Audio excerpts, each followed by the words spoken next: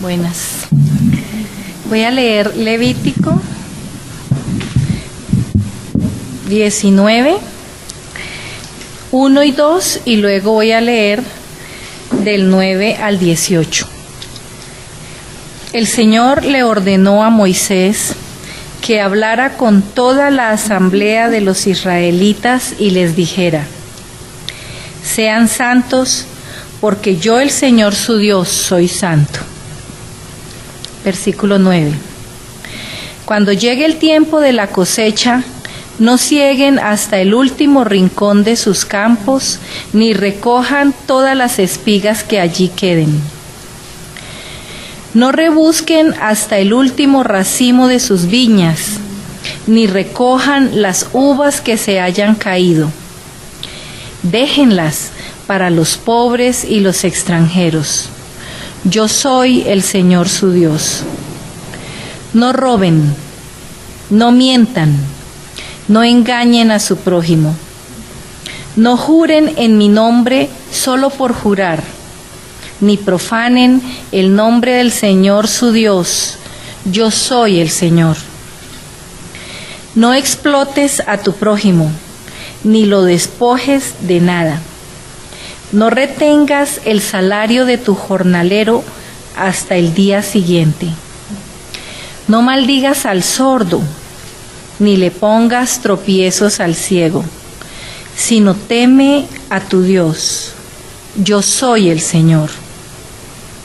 No perviertas la justicia, ni te muestres parcial en favor del pobre o del rico, sino juzga a todos con justicia.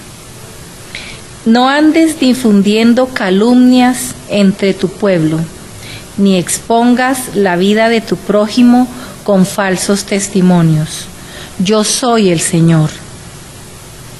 No alimentes odios secretos contra tu hermano, sino reprende con franqueza a tu prójimo para que no sufras la consecuencia de su pecado. No seas vengativo con tu prójimo, ni le guardes rencor.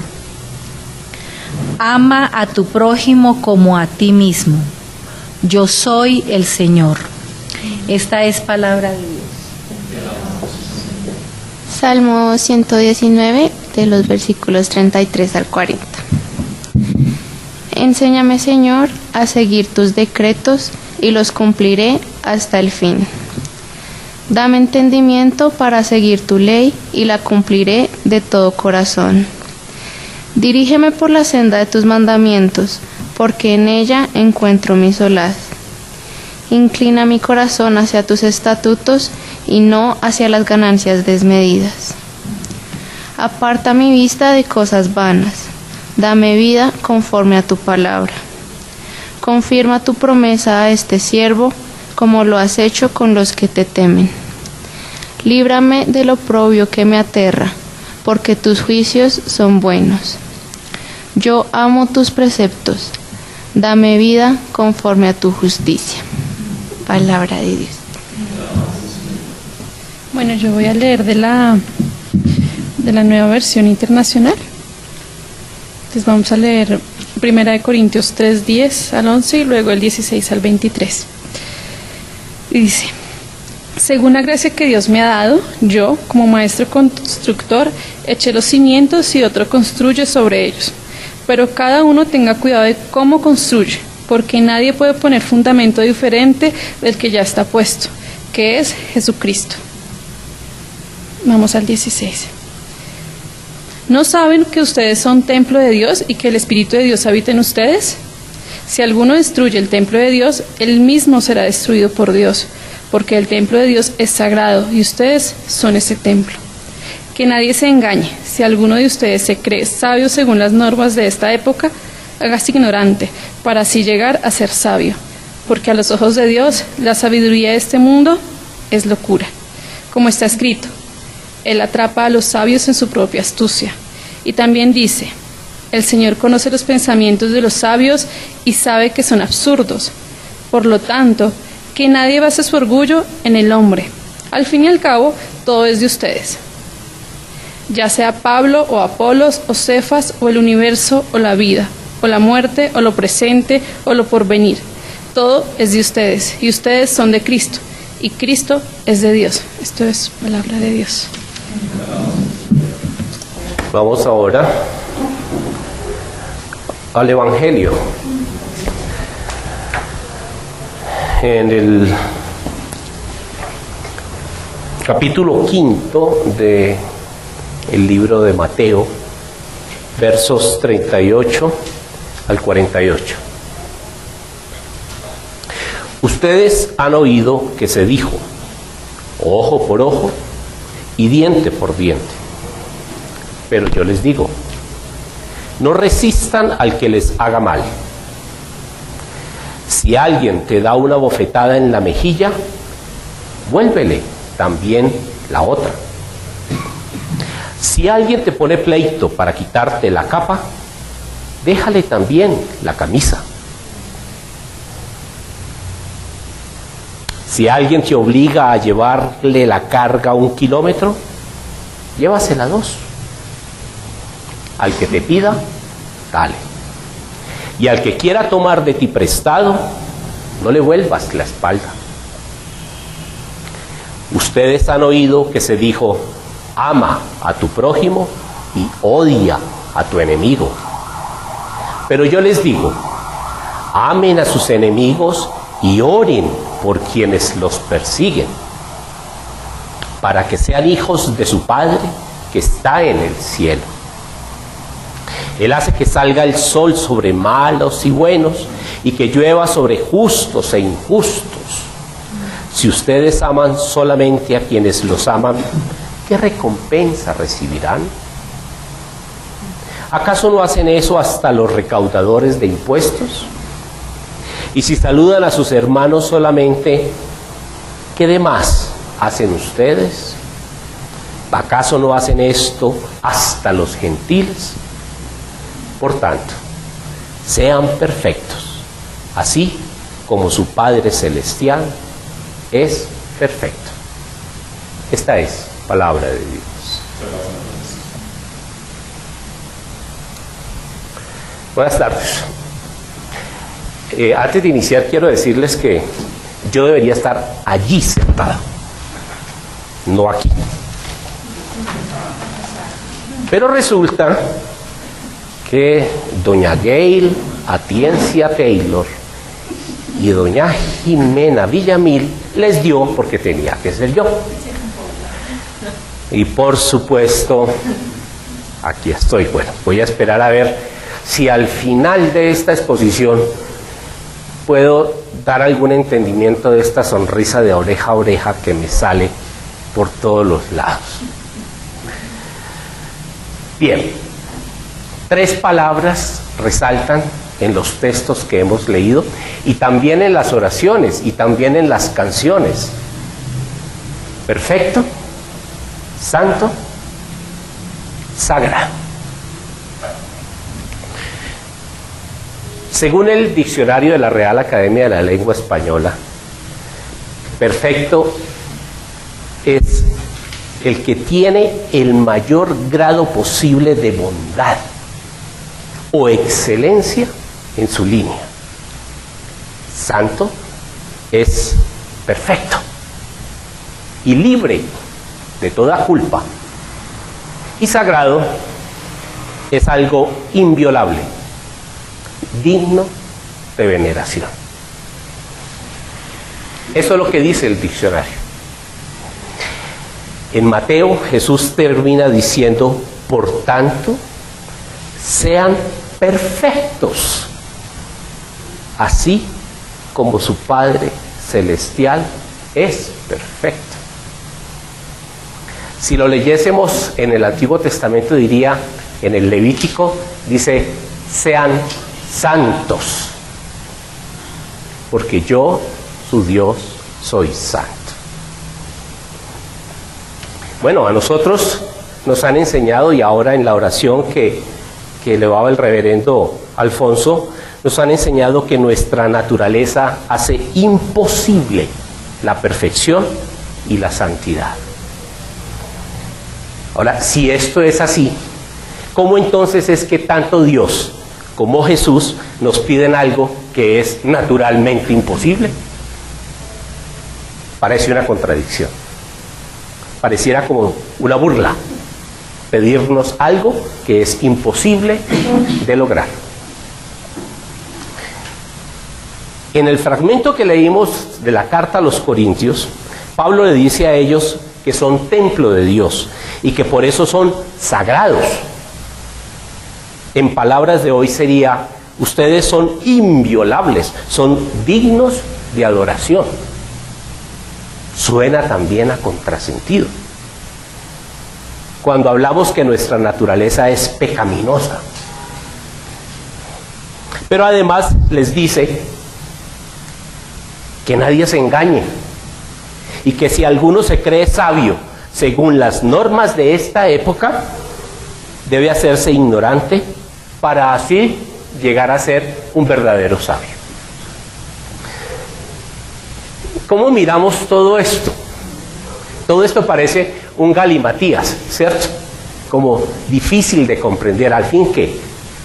¿Somos santos? ¿No somos santos? ¿Podemos ser santos? ¿Podemos ser perfectos? ¿No lo somos? ¿Somos sagrados o no? ¿Qué hacemos con toda esta información? ¿De qué santidad o de qué perfección se está hablando? ¿Y cuál es la sabiduría que se necesita? Bueno, vamos a ver si las lecturas de hoy nos permiten resolver todos estos interrogantes. Lo cierto es que en nuestras manos lo que tenemos a nuestro alcance es nuestra sabiduría humana. Eso es lo que tenemos. Y la invitación es a tener la perfección, la santidad divina. ¿Cómo lograremos esto? ¿Será esto posible? Por eso, pensando un poco, creo que el título a esta exposición sería algo así como: de la sabiduría humana a la perfección divina. Miremos un poco los antecedentes del texto del Evangelio. Jesús viene exponiendo lo que se conoce como el Sermón del Monte. Acaba de mencionar, antes del texto que leímos hoy en las lecturas pasadas, acaba de mencionar que no ha venido a cambiar ni una sola letra, que es la misma ley, que no es una nueva ley.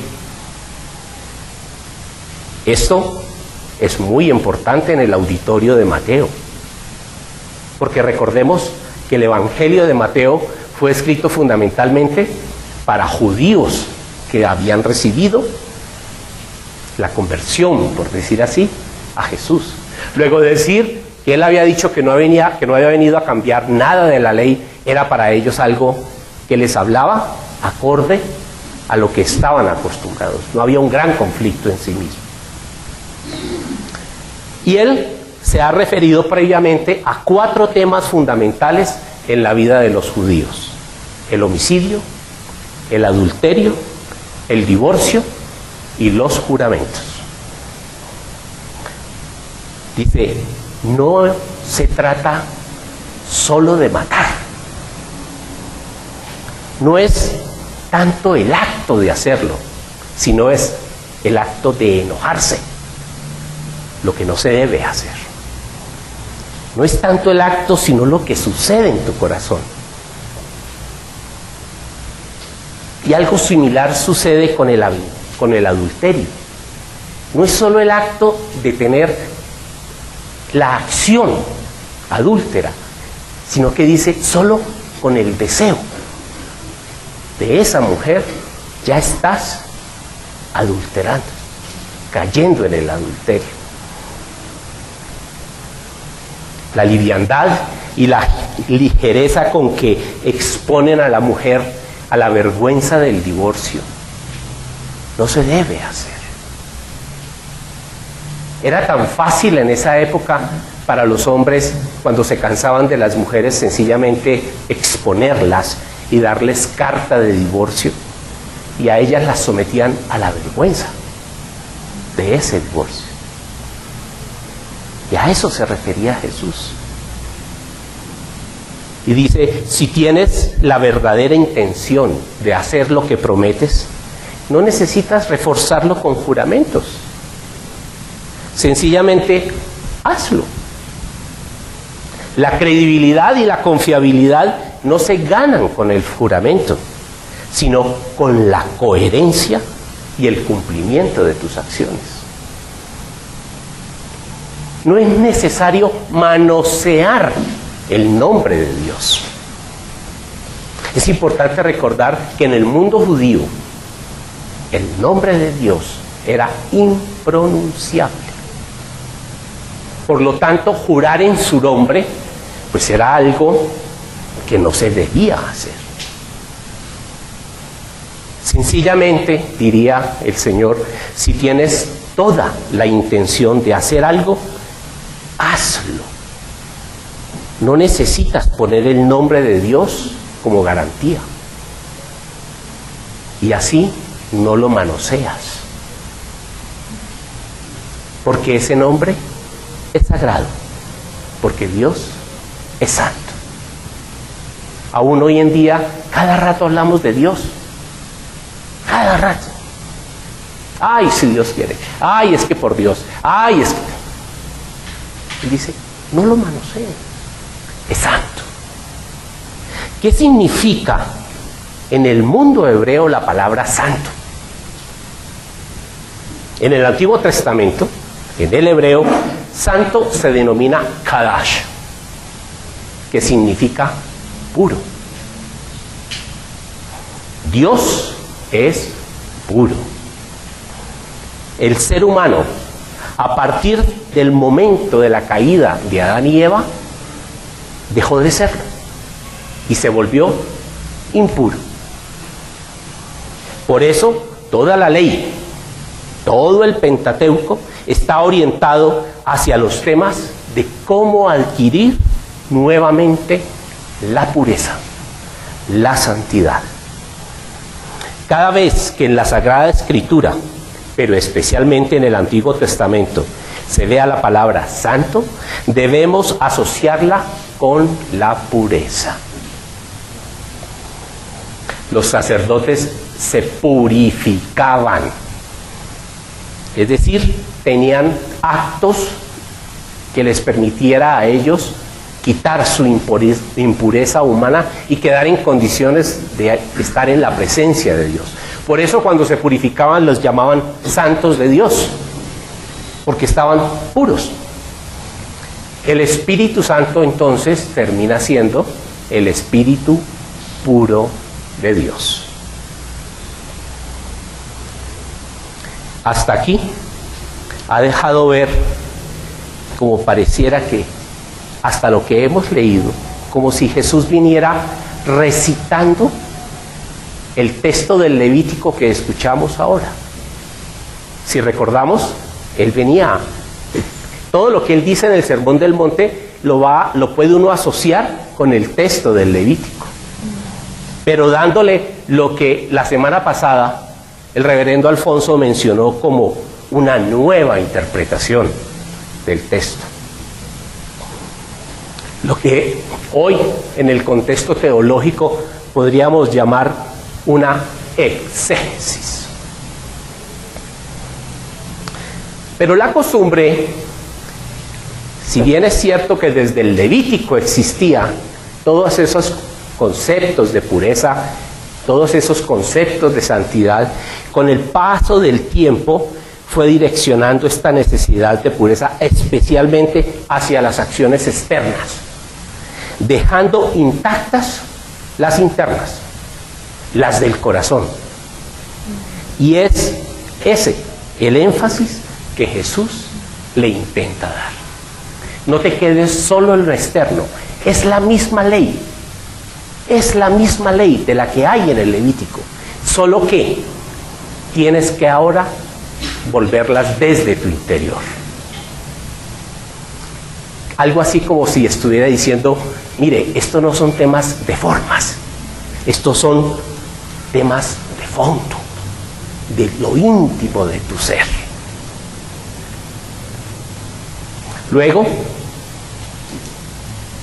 entrando ya en el texto que leímos del Evangelio de hoy, inicia lo que se podría denominar como el segmento de las relaciones interpersonales, o de una manera más formal, más actual, el segmento de la ética cristiana de las relaciones, que en nuestras Biblias va desde el verso 38 del capítulo 5, realmente hasta el verso 4 del capítulo 6. Realmente va hasta allá lo que podríamos llamar la ética cristiana de las relaciones. Y él inicia el desarrollo de esta exégesis tomando para ello 5 conductas centrales de esa clase de ética. La primera de ellas lo inicia trayendo a colación la ley del talión. Ojo por ojo y diente por diente. Sabemos que la ley del talión viene del Código de Hammurabi, que se expidió 2300 años antes de Cristo.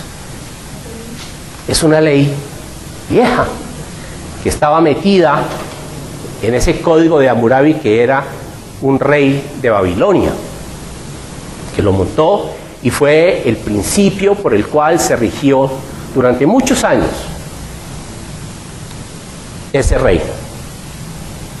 El principio general de esa expresión era que cuando había una ofensa, había que pagarla.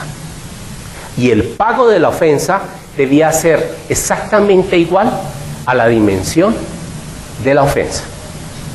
Por lo tanto, si usted le sacaba un ojo a una persona, el pago era que usted perdiera un ojo. Lo mismo sucedía con cada una de las cosas. Sin embargo, había una diferencia entre si las ofensas se daban entre caballeros, entre nobles, o entre un caballero y un trabajador o un siervo. No era lo mismo. Si se daba entre caballeros, el pago era exactamente igual. Pero si se daba entre un caballero y un siervo o un trabajador, le pagaría en dinero. Interesante. O sea, que solo se daba cuando el tema se presentaba entre nobles. No era para todo el mundo. Estos principios están muy presentes en el Pentateuco, en todos los libros. En el Éxodo, en el Levítico, en el Deuteronomio. Y uno podría pensar que es como medio extremo, ¿cierto? Que son ideas como así que ojo por ojo y diente por diente. En el fondo, lo que estaba sucediendo era que con esa norma estaba tratando de ponérsele límite a un tema de resentimiento que derivaba en venganza, pero además en una venganza desmedida. ¿Por qué? Si una persona ofendía a otra, lo usual era que el ofendido cogiera un grupo de personas y se fuera y acabara con toda la familia del que ofendió, con toda la tribu. Es decir, que allí no había un acto de justicia, allí lo que había era un acto de venganza. Por lo tanto, cuando se monta la ley del talión, lo que se está buscando es ponerle un límite a ese principio de venganza desmedida. Interesante verlo ya desde ese punto de vista. ¿Cuál era el espíritu desde el punto de vista histórico? No era justicia, era una venganza desmedida, lo que era la costumbre en esa época hacer. El planteamiento del Pentateuco es en realidad una limitación encaminada a buscar una verdadera justicia y evitar la venganza. En realidad eran principios, eran unas guías que daban para que los jueces pudieran orientar las ofensas que se presentaban entre las diferentes personas y así evitar la justicia por cuenta propia, que era una justicia que derivaba en venganza. Estos juristas judíos realmente poco llegaron a usar esta clase de guías, pues se encontraron con situaciones como la siguiente: que tuviese que pagar un ojo malo como pago de una ofensa por un ojo bueno, o pagar con un animal malo que se haya robado un animal bueno. Entonces, ante esta situación que evidentemente terminaba siendo injusta, lo que optaron ellos fue por crear una especie de código para compensar en dinero. Ese código se conoce como el Baba Kamma, donde se establece el tipo de compensación que se debe hacer a través de dinero y que valora el nivel de la ofensa. Y desde ese punto de vista, si así era como operaba entonces la ley del talión, de esa manera se hacía justicia. ¿Cuál es el aporte que Jesús hace al presentarlo en este momento? ¿Qué clase de exégesis da a estos puntos de la ley? Recordemos que dice: pero yo les digo, no resistan al que les haga mal. Si alguien te da una bofetada en la mejilla derecha, vuélvele también la otra. ¿Qué habrá querido decir? ¿Qué significa eso?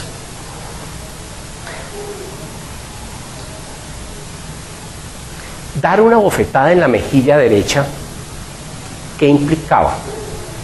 Que la persona que estaba dando la bofetada, no el que la estaba recibiendo en la derecha, en la mejilla derecha. El que la estaba dando con el dorso de la mano. O sea, de esta manera. Porque al darla de esta manera, yo tengo con mi mano derecha, al hacer así, ¿a dónde le estoy pegando? En la mejilla derecha del otro. Si yo lo hago con la mano abierta, ¿dónde le pego? En la mejilla izquierda. ¿Estamos? Entonces, al pegarle en la mejilla derecha, le está pegando es con el dorso de la mano. Resulta que ya de por sí una bofetada es un insulto, pero una bofetada con el dorso de la mano es un doble insulto. El golpe es muy fuerte. Entonces, al decir Jesús que le está pegando una bofetada en la mejilla derecha, le está diciendo: te está ofendiendo doblemente. Y al ofenderlo doblemente, él llega y dice sencillamente: ponle la otra mejilla. Impresionante, ¿no? La ley judía rabínica consideraba este doble insulto grave. Pensemos por un momento, el que está recibiendo la bofetada, ¿qué sentiría? ¿Qué sentiría? Por supuesto que sentiría un profundo resentimiento, una humillación. ¿Y qué creen que él estaría entonces inmediatamente después deseando? Venganza. Venganza. Se siente tan humillado, tan ofendido, que él lo que quiere es vengarse. Jesús dice entonces: aún en el caso del mayor insulto, no debes vengarte, ni guardar resentimiento. Él, en ese momento, realmente está citando el verso 17 del Levítico, donde dice: no alimentes odios secretos contra tu hermano, sino reprende con franqueza a tu prójimo para que no sufras las consecuencias de su pecado. No seas vengativo con tu prójimo, ni le guardes rencor. Claro, ¿no? Muy claro. Mirando esto me di cuenta que realmente esta parte no se hizo para mí, porque yo soy zurdo. Entonces, como soy zurdo, y esto está hecho para los diestros, no tiene que ver conmigo. Bueno, el segundo comportamiento lo resalta con la consecuencia que se presenta si alguien plantea un pleito.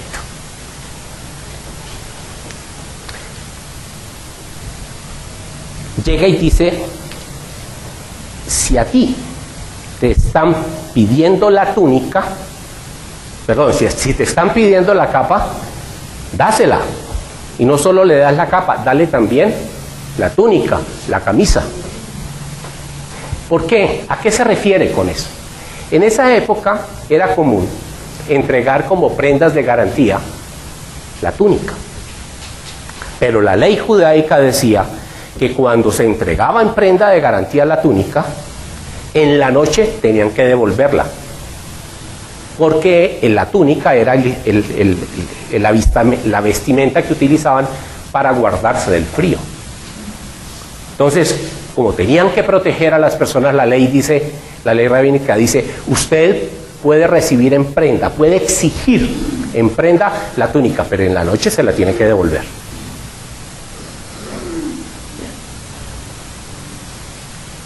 Usualmente, en la época era normal que los hombres tuvieran 2 túnicas, pero que solo tuvieran una capa. De ahí la importancia de que le tuvieran que devolver la capa en la noche para poder guardarse del frío. El acreedor puede pedir esa prenda de garantía, pero no puede quedarse con ella. Es un derecho que plantea la ley judaica para proteger al deudor, que no quede expuesto al frío de la noche. Existe la tendencia a interpretar esta idea de Jesús como la necesidad de ser desprendidos de las cosas materiales. Esa es como la tendencia. Miren, ¿sabe qué? Si a usted le están pidiendo la túnica, dele la túnica, pero además dele la camisa, no se apegue a las cosas. En el fondo, en realidad, lo que el Señor está queriendo plantear con esto es, oye, tú tienes un derecho legal a exigir que te devuelvan la túnica. No hagas uso de ese derecho. Dale la túnica e inclusive una de tus camisas. Perdón, dale la capa e inclusive una de tus camisas. No te apegues a los derechos para evitar cumplir con tus compromisos. Si tienes el compromiso de garantizar algo, hazlo. Y no te apegues a la ley, no apeles a la ley, no apeles al derecho que tienes para tratar de evitar tener que hacerlo. No es usual que miremos así, ¿cierto? No es usual eso. Si tomaste prestado o tienes que garantizar una deuda, no te aferres a tus derechos, a los legalismos para evitar cumplirla. Así tengas que pasar por la incomodidad del frío de la noche.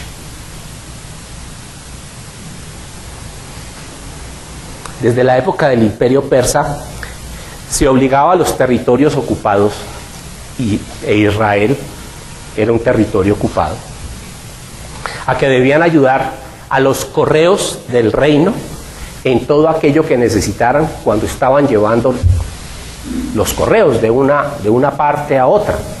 Se armaban unas postas y en esas postas los correos llegaban y las personas estaban obligadas a ayudarlos y a proveerles de lo que necesitaran. Con el paso de los años, esto se fue ampliando a todo lo que se le ocurriera al dueño del poder. Es decir, ya no solo era para la gente de los correos, sino que era, yo tengo el poder, yo entonces exijo que me den lo que yo quiera. Al punto que terminó con la costumbre que se tenía que hacer todo lo que ellos mandaran. En la época de Jesús, la ocupación estaba dada por el Imperio Romano, que estaba representado por sus soldados. Y dice, dice Jesús, si alguien te obliga a llevarle la carga 1 kilómetro, llévasela 2. Este es el tercer caso que toma el Señor para aclarar las costumbres de interpretar y poner en práctica las leyes, normas y preceptos establecidos en el Pentateuco. ¿Cuál sería el comportamiento de los judíos cuando eran sometidos a hacer aquello que no deseaban por parte de un romano o alguien que ostentara el poder? ¿Cuál creen ustedes que sería el comportamiento? Pues de desagrado, de inconformidad. Esto no es mi obligación, pero me están obligando. No es mi deseo y me están obligando. O como diríamos hoy los mayores diríamos, qué jartera. ¿Y cómo dirían los jóvenes? Qué mamera. ¿Cierto? Qué mamera. ¿Y cómo harían eso? ¿Cómo hacen algo que están obligados a hacer? Pues con el mínimo esfuerzo. Le ponen el mínimo empeño. Y por supuesto, con la mínima eficacia. No están interesados en que las cosas salgan bien porque están siendo obligados por una autoridad, por un poder al que ellos no quieren reconocer. Ante esto, el Señor parece decir, oye, no te corresponde hacer las cosas que quieras. Si tienes que hacer cosas que no deseas, pero te obligan, hazlas con eficacia, con alegría. No solo lo mínimo, sino hasta más. No lo lleves 1 kilómetro, llévalo 2. ¿Te están obligando por 1 kilómetro? Llévalo 2. Ve más allá, sirve, pero hazlo eficazmente, pero hazlo con alegría. No te comportes con desagrado, no lo tomes con desagrado. Sencillamente ten en cuenta que debes ayudar. Así la solicitud haya sido impuesta, aún con descortesía, tiránica y hasta irrazonable. Tremendo. Tremendo eso. Y es lo que está diciendo ahí.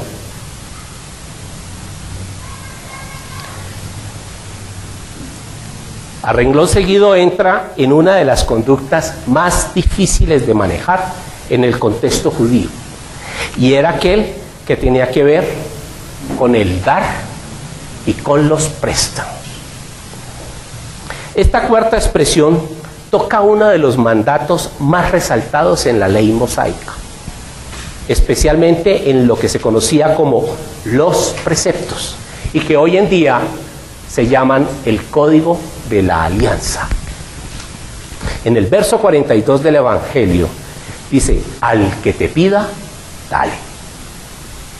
Y al que quiera tomar de ti prestado, no le vuelvas la espalda.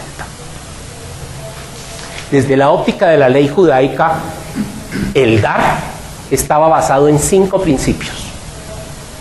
El primero, no se le puede negar nada a nadie, porque corres el riesgo de ser considerado un idólatra, es decir, un avaro. Así decía la ley.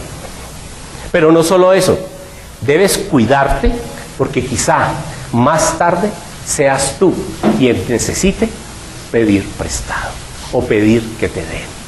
Entonces no le puedes negar nada a nadie. El segundo precepto, lo que se da debe corresponder a la persona que se da. Debes dar de lo que necesita, no lo imprescindible, sino lo necesario para seguir viviendo. Miren lo duro de este principio. ¿Cuál es la tendencia que tenemos cuando damos? A dar lo mínimo.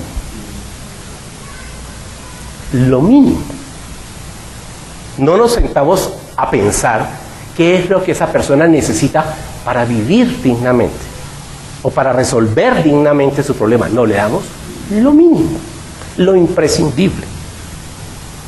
Tercero, debe ser en privado y secretamente. Inclusive, algunos rabinos consideran que el ideal es no saber ni quién lo da, ni tampoco a quién se le da. El cuarto, la manera como se da debe estar en consonancia con el carácter y el temperamento de quien recibe. Por ejemplo, dice, si la persona era tacaña para usar lo que necesitaba, entonces primero proponle que le vas a dar una donación, pero luego la reclamas como préstamo. Imagínense lo que significaba eso. O sea, tiene, pero es tan avaro que no lo quiere usar, pero lo necesita. Tú ve y le dices, ¿sabes qué? Yo te lo obsequio para que haga uso de eso que necesita, a pesar de que lo tiene. Y luego, como la persona tiene, entonces va y le dice, eso era un préstamo, devuélveme. Curioso, ¿no? Pero también existía la posibilidad de que fuera una persona orgullosa para pedir prestado o para decir necesito de algo. Si es así, acércate sugiriéndole la necesidad del préstamo con el propósito de respetar su dignidad. Pero al final no le reclames lo que le prestas, pues en el fondo lo que le estás haciendo es una donación. ¿Cómo les parece? Lindo. Y la quinta, dar es un privilegio, pero también una obligación, porque en realidad es a Dios a quien le estás dando. Estos eran los 5 principios sobre los cuales se basaba la ley judaica del dar.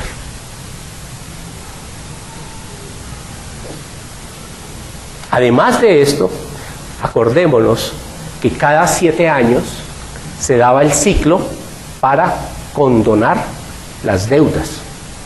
Entonces, si alguien le pedía prestado a otro, ese otro empezaba a pensar, ¿cuánto faltan para los 7 años? No vaya a ser que yo al prestarle me cojan los 7 años y entonces le tengo que condonar la deuda. Al que le pida, al que te pida, dale. Y al que quiera tomar de ti prestado, no le vuelvas la espalda.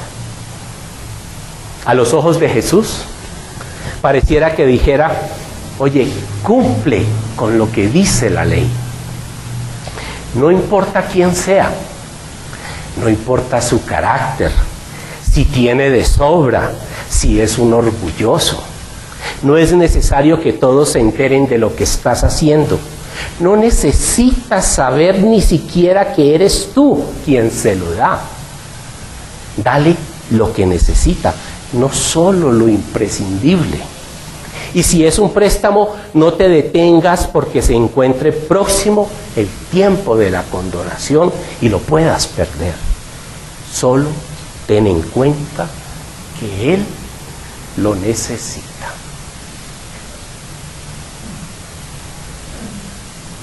Finalmente, cierra estas reflexiones sobre el comportamiento en el marco de la ley, hablando del tema central para poder llevar a cabo todo lo que hasta el momento ha venido exponiendo a lo largo del Sermón del Monte.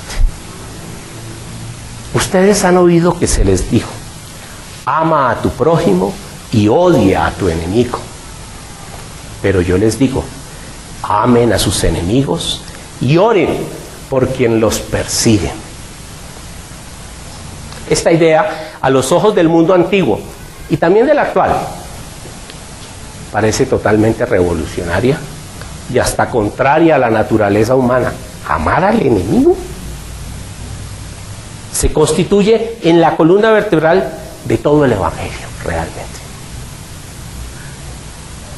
De toda la buena nueva. Pero veremos que la novedad no radicaba en que ya no existiese en la ley.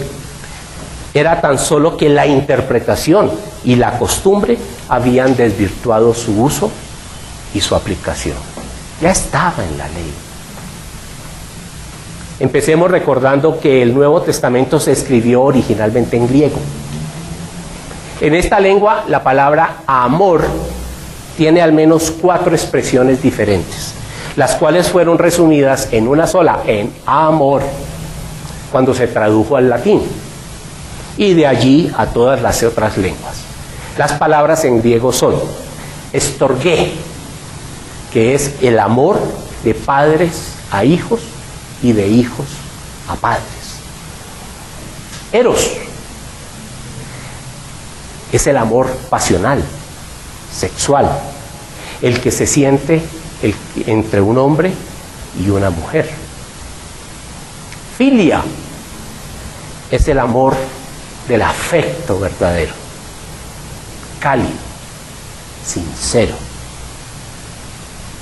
Y el cuarto es agapé, que es el amor de una benevolencia considerada inconquistable, una buena voluntad permanente e invencible. Esas son las definiciones que en el griego dan de la palabra amor. Si la persona te trata mal, te insulta, te injuria u ofende, no dejarás que invada en ti ninguna amargura contra ella. La seguirás mirando con benevolencia, aquella que es realmente inconquistable. Y esa buena voluntad solo procurará siempre su bien supremo. Ese es el amor agape. Jesús no pide que se ame al enemigo de la misma manera que a los hijos. Él no está hablando que le tenga amor estorgué, o a los íntimos, o a los próximos. No está hablando de amor fileos. No es un amor tampoco de eros. Él pide que se ame al enemigo con un amor agape. Esta decisión de amar, la agape, no es del corazón, sino de la voluntad. Por ello, hay que motivarla, hay que estimularla.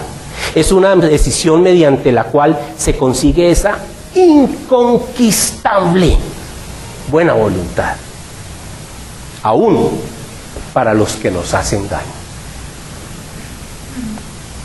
El amor agape, el que busca el bien supremo, el que tiene una benevolencia inconquistable, no es más que amar a quien no nos gusta y a los que no gustamos.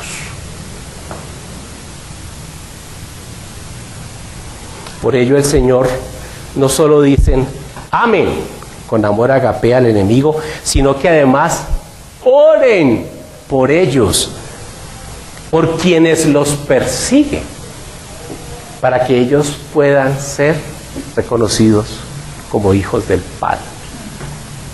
Oren. ¿Se imaginan? La tendencia que hay es a quedarnos en la parte de orar para que ellos dejen de ser malos, dejen de perseguirnos y se vuelvan buenos. Frecuentemente esta es la manera de observar esto. Pero realmente, ¿qué sucede cuando estamos orando? Solo en ese momento será posible mover nuestra voluntad, la voluntad del que ora, para llegar a estar en condiciones del amor agape.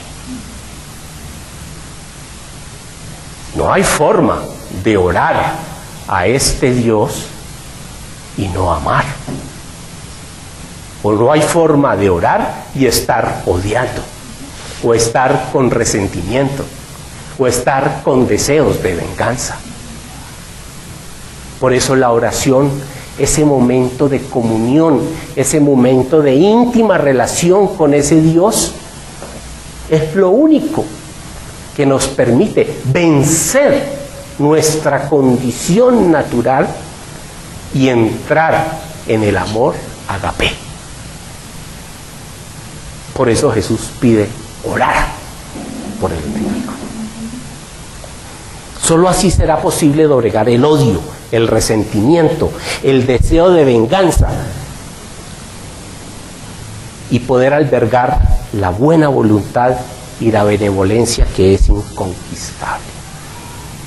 Solo así será posible hacer lo que dice el Levítico: ama a tu prójimo como a ti mismo. ¿Por qué? Porque yo soy el Señor. Dios tiene esa benevolencia inconquistable con la humanidad. A Dios no le importa cuánto lo ofenda a la humanidad. No le importa que lo olviden, ni aún si no creen que Él es el creador. A Él no le importa si es fariseo, gentil, recaudador de impuestos o lo que sea. Él hace que salga el sol sobre malos y buenos y que llueva sobre justos e injustos. Solo un hijo puede hacer lo mismo que hace el Padre. Y para ser hijo de Dios, que es perfecto, es necesario entonces ser perfectos.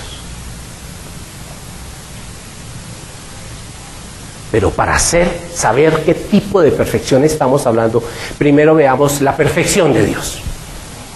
¿Cuál puede ser, en este contexto, las principales características de Dios? Son 4. La primera, Dios es de una benevolencia universal. La segunda, es poseedor de una inconquistable buena voluntad. La tercera, Él busca permanentemente el bien supremo de cada criatura. Y la cuarta, su amor agape es por igual para el santo y para el pecador. Dios solo busca el bien supremo. Y eso lo vemos solo en Jesús. Por eso Jesús es el Hijo de Dios. Porque Él hace lo que el Padre hace. Por eso Jesús es perfecto. En hebreo, la palabra perfecto se dice tamim. En griego se conoce como teleios. Y significa en ambos casos, oigan bien, sin mácula, sincero, entero, total, completo, cabal, lleno. Todo eso es teleios. Teleios viene de la palabra telos, que significa fin, propósito, objetivo o meta. En este sentido, algo es perfecto, algo es teleios, si cumple plenamente el propósito para el que fue pensado, diseñado o hecho. Jesús es el fundamento perfecto al que se refería Pablo, sobre el cual los corintios debían cimentar la iglesia, pues ella era el templo sagrado de Dios. El Evangelio, la palabra de Cristo Jesús, era el verdadero fundamento. Y si el fundamento era ser de Pablo, de Apolos o de Cefas, la inmadurez de la que habla Pablo allí en los Corintios, que los llevaba a la división, era una inmadurez de sabiduría humana. Esa inmadurez generaría una división, y esa división destruiría el templo de Dios. Y tiene toda la lógica el razonamiento. Una persona es entonces perfecta si cumple el propósito para el que fue creada. ¿Y cuál es el propósito para el cual el ser humano fue creado? Bien lo dijo ahora Diego: para parecer imagen y semejanza de Dios. Desde el Génesis ya está establecido cuál es el teleios del ser humano.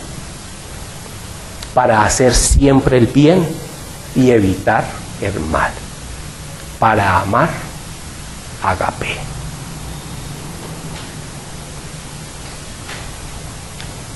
Entender este fragmento del Sermón del Monte de esta manera nos pone en una situación bastante interesante, ¿no? Por decirlo menos. Pregunto, ¿qué tan dispuestos estamos a vencer nuestro resentimiento y deseo de venganza cuando nos sentimos ofendidos, humillados o insultados por otros?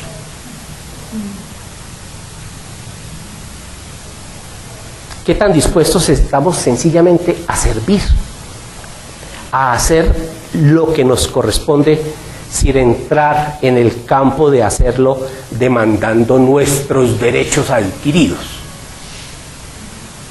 o demandando aquellas cosas? Yo debo estar allí, ¿por qué no estoy yo allí? ¿O por qué estoy allí si yo no debo estar allí? ¿Qué tan dispuestos estamos nosotros sencillamente a hacerlo, sin apelar a esos derechos que la ley nos concede? ¿Qué tan dispuesto estoy a hacer lo que me han obligado a hacer y hacerlo de buena gana, con el máximo de mi esfuerzo, solo con la alegría de poder servir, aunque haya sido por alguien que no le corresponde, que es indeseable y que además lo hizo de una manera inadecuada?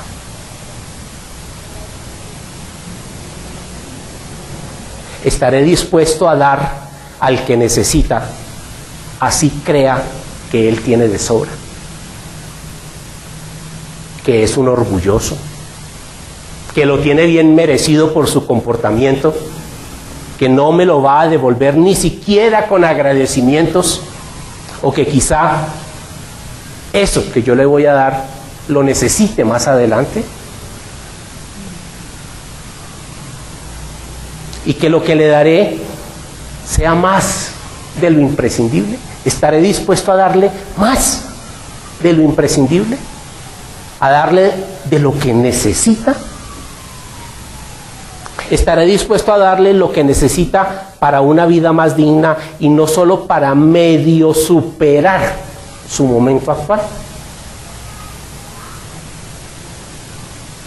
¿Qué tanto oraré para que el resentimiento y el deseo de justicia, eufemísticamente llamada así, que no es otra cosa que venganza, salgan de mí y así pueda amar con un amor agapé, con la benevolencia inconquistable, con la voluntad por el bien supremo para aquel a quien no nos gusta o a quien sabemos que no le gustamos?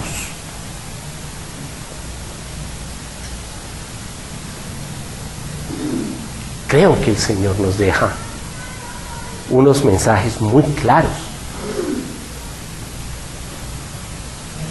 acerca de cómo debemos ser.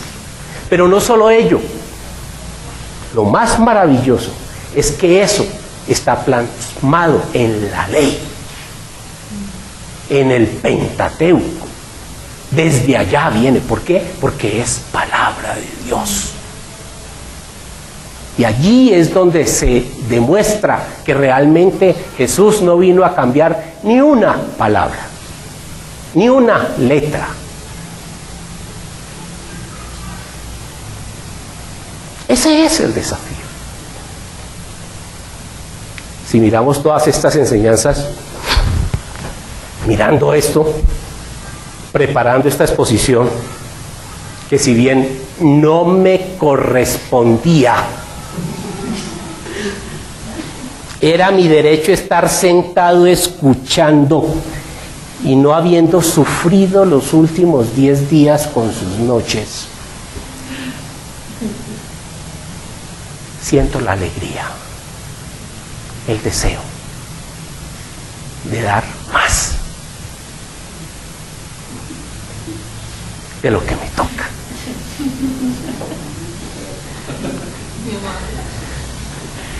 Tenemos hoy más claro lo que de nosotros demanda Cristo Jesús. Y que su demanda no es más que la confirmación de lo que desde siempre, desde los tiempos de Abraham y luego de Moisés, Dios nos ha propuesto para que seamos santos, perfectos, como Él y su Hijo Jesús lo son. Muy probablemente todos estamos en este momento diciendo, eso no es posible. Yo por lo menos no podré llegar a esos niveles, estaríamos diciendo. Creo que estoy muy lejos de esa clase de fe, podríamos estar diciendo. Eso solo es posible para los santos o perfectos. Yo no. Y efectivamente, mi condición humana me impide poder alcanzarlo. Pero ese Dios que tiene tanto amor agape por nosotros, nos da la manera de poder vencer esa condición, acudiendo sistemáticamente a su bondad y misericordia, estando permanentemente en su presencia para que podamos ver con los ojos del corazón el camino que desde siempre nos ha marcado a través de su palabra. Solos no podemos. Pero como dijo el Salmo que oramos hoy, enséñame, Señor, a seguir tus decretos y los cumpliré hasta el fin. Dame entendimiento para seguir tu ley y la cumpliré de todo corazón. Dirígeme por la senda de tus mandamientos, porque en ella encuentro mi solaz. Inclina mi corazón hacia tus estatutos y no hacia las ganancias desmedidas. Aparta mi vista de cosas vanas. Dame vida conforme a tu palabra. Líbrame del oprobio que me aterra, porque tus juicios son buenos. Yo amo tus preceptos. Dame vida conforme a tu justicia. Creo que así podremos pasar de la sabiduría humana a la perfección divina.